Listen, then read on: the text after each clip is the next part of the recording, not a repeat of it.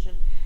But I came across Real Progressives on Facebook, introduced to modern monetary theory, and then from there also got to interact online with our speaker, Mr. Gray, and so here we are, learning together. Cool. Well, welcome everyone, and thanks for picking me, I guess. No, I'm joking. So there are three kind of things I thought would be useful to do in this time, and given this is a workshop, I'll let you guys have, I'll structure the choice, but I'll let you guys make the choice. But I was thinking of going through a series of sort of slogans that have a lot of conceptual depth behind them that sort of trace out different parts of the kind of substantive core of MMT, and talking in particular about the two major policy planks of monetary reform on one side and the job guarantee on the other, but also looking at how it can go more broadly. And then I thought it might be useful to have a sort of clarifications time of explicitly, just asking constructive questions about how you understand MMT to work, and then lastly a kind of throw your best criticisms or objections and things and see where we go at. So those are the kind of three things that I thought would be worthwhile doing. I don't know if everybody would prefer to start with the catechism stuff, the slogans and the substance, and then go to the questions and sort of more discussion later, if you're okay with that. Okay, cool. So the first one I wanted to start with was this and hopefully these concepts, we can unpack them so you can see that they're sort of like an iceberg. They become a useful referent, but they don't just mean what they say on the surface. So the first one is this idea that taxes drive money. Pardon? Taxes drive money. This is a term that Hyman Minsky used to say, that Randall Wray made as a big part of the MMT basic ideas. So what we mean by taxes driving money is, first of all, we don't just mean taxes. We mean taxes, fees, fines, government sanctions. The broader definition of that word that we're using here is basically any non-reciprocal, so one-way obligation that's imposed on people. So that could be a tax, like an income tax or a property tax, but it could also be a court-ordered damages or a parking fine or an assessment on your property or a cost of accessing Social Security or something, a cost of using some public facility. So anything where the state, the public authority, is in a position to impose on an individual without their consent, so not a contract, basically, that's what we mean by taxes. And by drive money, what we mean is that this is a sufficient, but not necessary, so it's one way, but not necessarily the only way, of giving demand to a currency. One way of making something that was otherwise worthless valuable. So the most vivid example, probably sort of most brutal to make this point clear, and one of the aims of this is to show that the monetary system's value historically has always been rooted in hierarchical power, violence, these kinds of things. That's not to say that's a good thing, but that's to acknowledge that that's how monetary systems have historically worked. The idea here, the example here is in colonial Africa. There were British rulers and others who wanted the local populace to pick rubber or pick other commodities, essentially wanted their labor. But the people in these communities who were colonized were not from economies that had been monetized. So they were either subsistence living, or they had a gift economy, or things. They weren't circulating a monetary instrument. That wasn't the thing that was driving their daily production. And so the British government came in and said, hey, we're willing to pay you some British shillings if you'll go pick rubber for us. And they said, get lost, basically. And they said, sorry, let me rephrase, we conquered you, we're telling you to do this. And they said, well, if you're standing over us every day watching us, we'll do it begrudgingly, but the minute you turn your back, we'll stop doing it. So the administrative cost became hugely burdensome. And then eventually what these rulers realized, what these colonists realized, was they could simply impose a tax on these communities, like not an income tax. It didn't work with an income tax because nobody was earning any income. But they imposed a hut tax. They said, we're going to come burn down your house at the end of the week unless you pay your tax. Suddenly everybody said, well, I really need to earn money now. I need to get some British shillings to pay my taxes because I don't want my house to be burned down. How do I do that? And then the British rulers said, well, it's funny you mentioned that. There's a rubber plantation down the road that'll pay you exactly as much as you need. So suddenly there was this, people went from a state of just living to a state of unemployment, by which we would define as you're looking for money, but you don't have enough of it. Yeah. When can we ask questions? You can ask questions if it's within the flow. Okay. If it's a broader question not related to what we're talking about, maybe save for later sections. But if it's on this, yeah. The tax-drives money thing, I understand that, but I'm wondering. You said there are other ways, and I'm wondering what other ways there are. And I think now, given our current society, that may not be as important. Just wondering what you think about that. Yeah, so there's two things. One is to say that it gives an initial demand for a currency isn't to say that it's the only thing that gives the demand to that currency. But what it does look at is things that you can't get away from. So to give an example, frequent flyer miles are a currency. You can consider them as a currency. But we don't all use them. I don't have to use them. I don't use them. But I have to use US dollars while I'm in this country. Right? So there's two things you can't avoid: death and taxes, as the saying goes, right? And so as long as you are forced to live in a society where there are laws and those laws are enforced by a state, and that state is going to need to have the means to enforce laws, that is to say it's going to need to have courthouses and judges and police officers and lawmakers and all those things, it's going to need to get resources to make those lights turn on in those buildings and make people turn up and put the robes on and everything. And as long as it needs resources, it's going to need to do the equivalent of somehow forcing people to pick rubber, right? Whatever the modern equivalent is. So the fact that on a day-to-day basis, we don't wake up and go, I need to pay my taxes, that's why I want US dollars, doesn't mean that's the only reason why we use US dollars on a day-to-day basis, but it is potentially the reason why we're using US dollars and not Swiss francs. And it is the reason why everybody uses US dollars, but not everybody uses American Airlines frequent flyer miles. So you're saying if the tax system ended, the dollar system might end as well? Well, this is interesting. I was just having this conversation outside. If the tax system ends, what you're also saying is that the state loses the ability to provision itself. So when the tax system goes, the legal system goes, the property rights systems go, the contract system goes. So what you're talking about is either a world where some other new public authority will ultimately emerge, maybe not at the US level, maybe it'll devolve into a bunch of smaller states and there'll be some period of chaos or whatever, maybe it'll be constructive. But either some new public authority will emerge, or you're going to have a system where you don't have a rule of law. And whether you want to have a socialistic system, a commons-based system, or whatever you want to have, as long as there are rules that need to be enforced and people are expected to obey them, then the enforcement mechanism, whatever you want to call that, becomes the state. Even if it's a system of confederate councils based around the country that all have to meet and coordinate, that's just a sort of very distributed decision-making system of a state. In the broader sense. I don't mean to harp, one last point. I didn't mean to end it and so the government couldn't provision itself. For instance, the NEED Act has another way of introducing money into the economy, also includes taxes as well.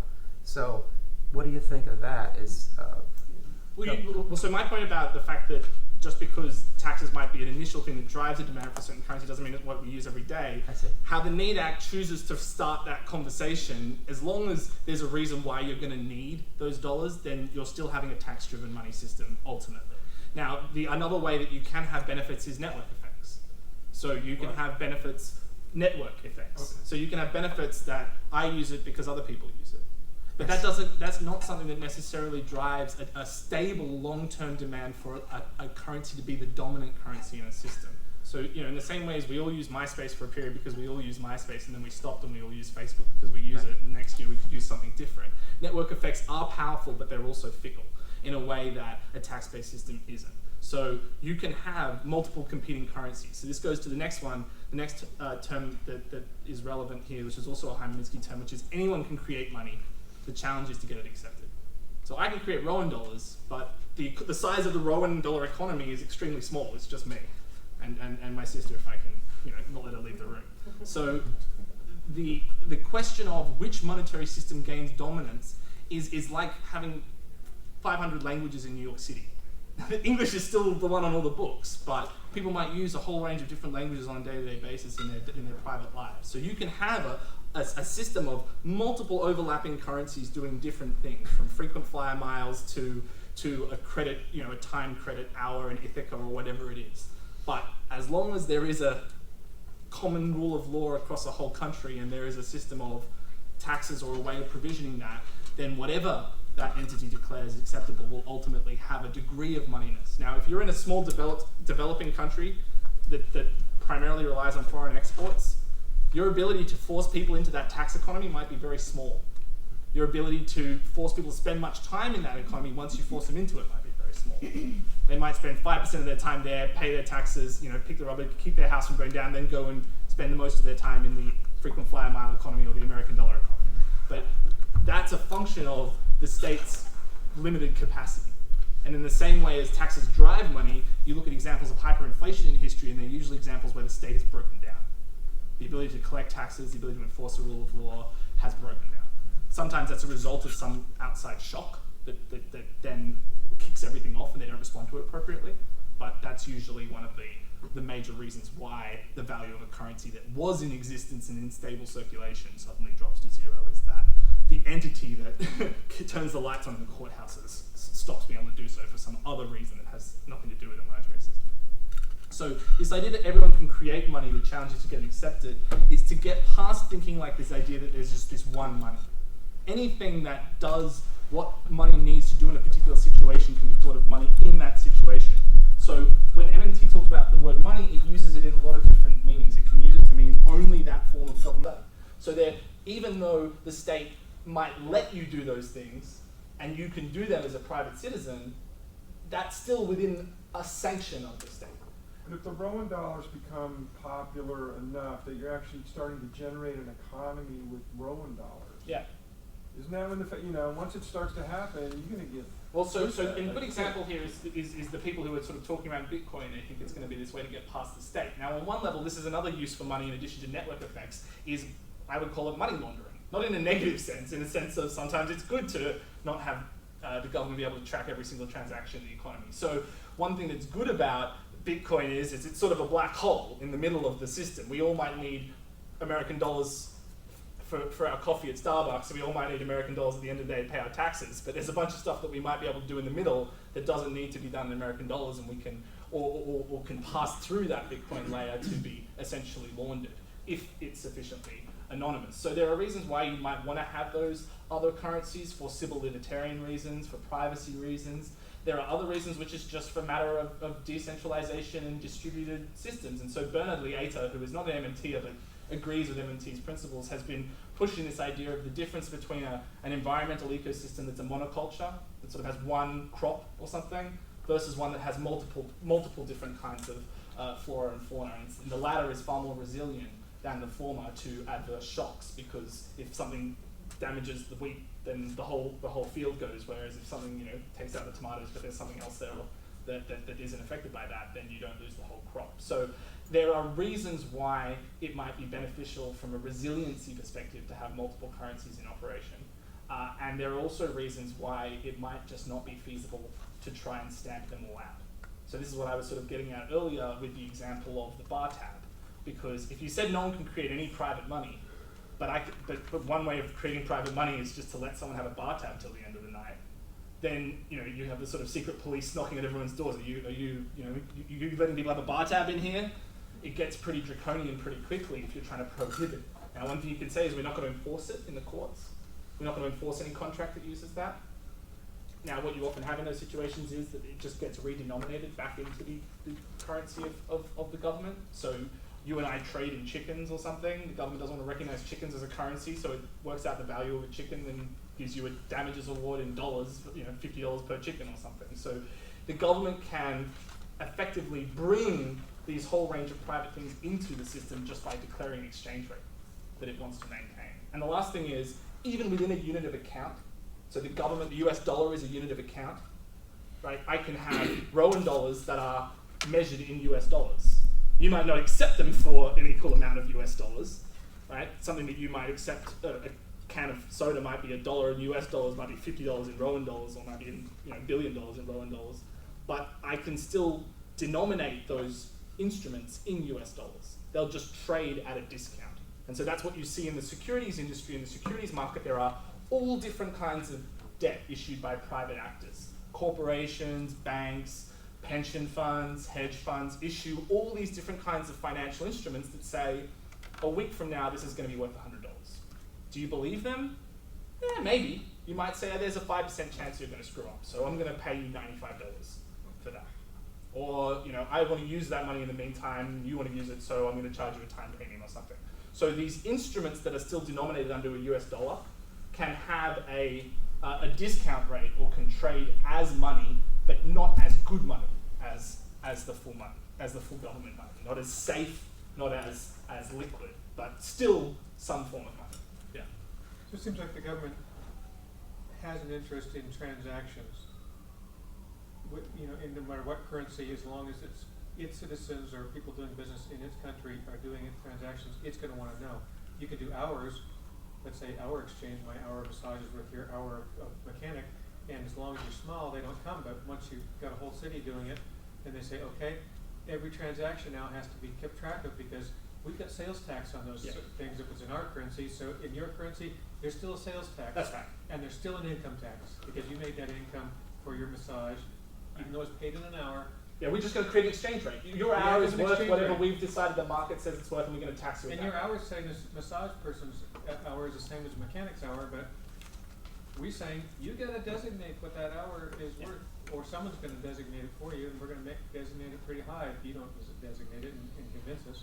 Yeah, and to go to this point about there is a political tension between once you realize that these different types of currencies may be competing for the same basket of goods and services, every dollar of Rowan dollars that's bidding on the same can of soda might be bidding up the price relative to people who've got US dollars. So there is, I think, a real point that the positive money community have identified that there is a tension between every new dollar that we allow some private credit system to create versus a public system in terms of their ability to lay claim on real resources.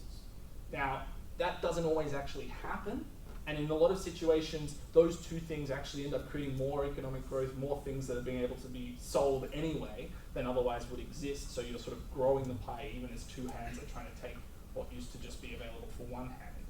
But there is a tension there, and there is a reason, actually, contrary to the history that was presented in the other room, when the US government was formed, and Woody Holton, who's an excellent US historian, wrote a recent book on this, the attempt to democratize the money power was instantly resisted by the founding fathers, and Article 1, Section 10 explicitly prohibits states from issuing their own forms of money, because one of the first things that they wanted to do was take that money power away from the most responsive local legislatures and put it up at the federal level where it was extremely unresponsive to local democratic pressures to issue more money and use it to pay for public investment. So what you had there was a reaction against a democratizing push, and that was what was enshrined in the US Constitution. Funnily enough, the interesting legal history, which is extremely underexplored after that, was that the states got around it. Like good lawyers, the water ran downhill around the obstacle that was put in front of them. So the state said, okay, we can't create our own money, we'll charter banks, and we'll let the banks create the money, and we'll back the banks. So the idea that these banks were these private entities that they privatize the money supply, historically speaking, has been the other way around. Banks were explicitly considered agents of the state. It was explicitly a public-private partnership from the start, and the aim was to restore sovereignty to the states in terms of the fiscal power, the money power that had been taken away from them at the federal level by Article 1, Section 8. Yeah. Sure. I was going to just bring something up additional to what you were saying. So, Standing Rock, in the beginning of September, was an interesting place. I was there the first week that it really got ugly, and yeah. So I was at Standing Rock beginning of September, and basically BIA followed me everywhere, and a lot of people that had certain, I don't know why they would follow people and whatever, but what I learned there was it was kind of like, on one hand, the first couple of days it was like New Jerusalem in the Bible, like chapter 20 and 21, Revelation, but it was kind of a strange, crowdsourced, all these people from around the world bringing goods, commodities, food. Important to have technical ways for that to happen. And I think that it's important to work out where that boundary is. And I think one thing that's really important there is the legal history of cash, because cash is something that's issued by the government. Once it's out in circulation, apart from very broad measures like looking at barcodes when 100 million gets stolen from one bank and you can trace the barcode numbers and things, apart from those kinds of very limited surveillance mechanisms, the actual transactions that go on with cash are decentralized. So one of the challenges of moving to a digital world is there isn't a way to do that anymore, or there hasn't been a way that's been sufficiently invented yet, where you have a government-issued liability, so it's got safe, enduring value because of the death and taxes, etc. But you can transact it without a middleman. At the moment, all transactions go through a bank or a mobile money operator or something. The ability to create a digital cash instrument that's secure with the government's seal of approval on it and it can't be counterfeited, but that is sufficiently anonymous to do decentralized transactions hasn't been created. And even when it gets created, and I work with a company called eCurrency that actually has got technology that does this, and they've been rolled out in Senegal this year, and they work with a number of other central banks around the world. Even when you have that technology, you have to address this question, which is there's a legitimate public policy interest in surveillance. So there is a line there in the same way as with cash. When you go to the airport, there's rules about having more than $10,000 worth of cash on the plane. Now that's not something that's embedded in cash. It's not like cash starts beeping, flashing red when you have more than 10,000 of it. So it's technically dumb, but the law imposes a regulatory layer on top of that, and they sort of play the cat and mouse game of cops and robbers to try and monitor that. Yeah. I would really appreciate if you would just lay out the specific reforms that your theory Sure. purports to hold, Okay. and so that we can actually have a discussion on Yeah. those. Okay, yeah, so the first one is the job guarantee, which is the idea that unemployment, to use the example of the colonial African story, unemployment is a creature of the state. And it's a creature of the state because unemployment definitionally is a person who is seeking to do something in exchange for money. Now, they might want that money for a whole range of reasons. That's not really relevant to the question of whether they're unemployed. Unemployed is, I'm looking for something to do to earn money, and I can't find it.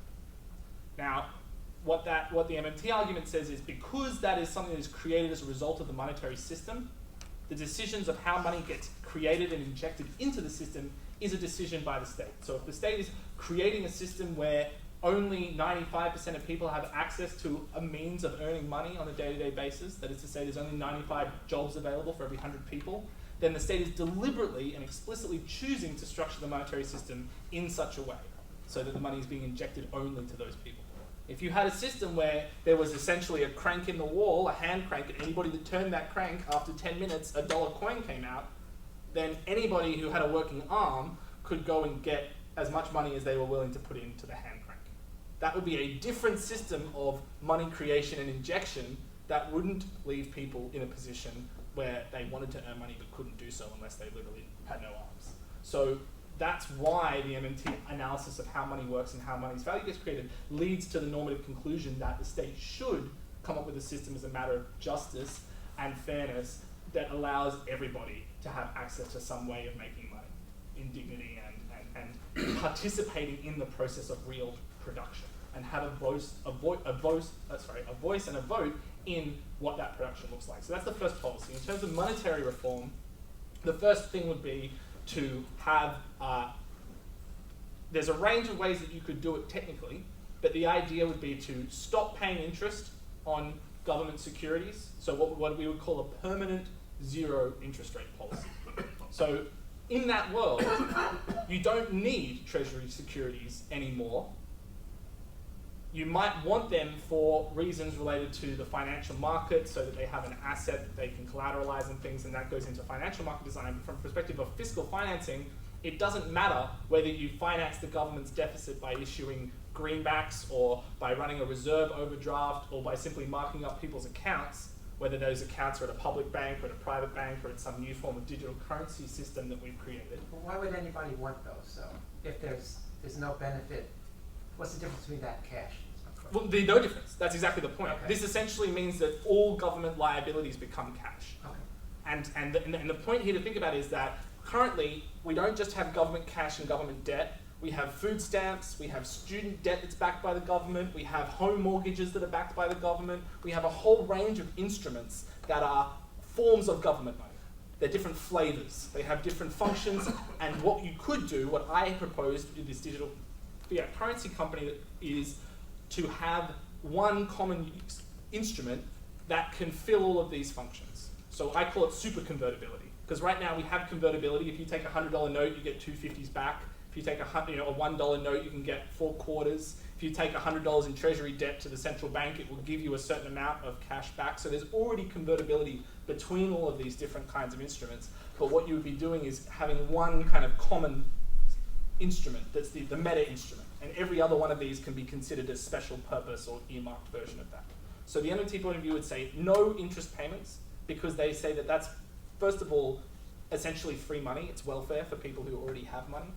Now, some people right now rely on that. Pensioners, for example, rely on the fixed income that they get from these safe investments. So you, to the extent that you believe, and I do, that there's a public benefit in having some sort of pension system, you might want to come up with a new form of program to provide that safe return to pensioners only, but not everybody else that holds government debt right now. So that's one thing that you could do.